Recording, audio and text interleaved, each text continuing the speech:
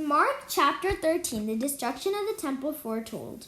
As he was making his way out of the temple area, one of his disciples said to him, Look, teacher, what stones and what buildings? Jesus said to him, Do you see these great buildings? There will be not be one stone left upon another that will not be thrown down. That's the signs of the end. As he was sitting on the Mount Olives, opposite the temple area, Peter, James, John, and Andrew asked him privately, Tell us, when will this happen, and what sign will there be when all these things are about to come to an end? Jesus began to say to them, See that no one deceives you. Many will come in my name, saying, I am he, and they will deceive many. When you hear of war and report of wars, do not be alarmed. Such things must happen, but it will not be the end. Nation will rise against nation, and kingdom against kingdom. There will be earthquakes from place to place, and there will be famines. These are the beginnings of the labor pains. The coming of persecution. Watch out for yourselves. They will hand you over to the courts. You will be beaten into synagogues. You will be arraigned before the governors and kings because of me, as a witness before them. But the gospel must be first be preached to all nations. When they lead you away and hand you over, do not worry beforehand about what you are to say, but to say whatever you will be given to you at that hour.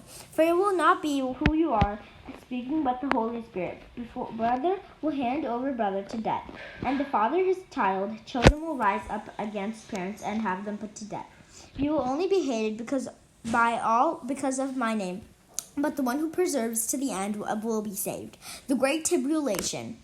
When you see the desolating abomination standing where he should not, let the reader understand. Then those in Judea must flee to the mountains, and a person on a housetop must not go down or enter into to get anything out of his house, and a person in a field must not return to get his cloak. Woe to pregnant women and nursing mothers in those days. Pray to that this not happen in winter. For those times will be tribulations such has not been since the beginning of God's creations until now, or nor will ever be. It will be the Lord had shortened those days. No one should be saved, but for the sake of the elect whom he chose, he did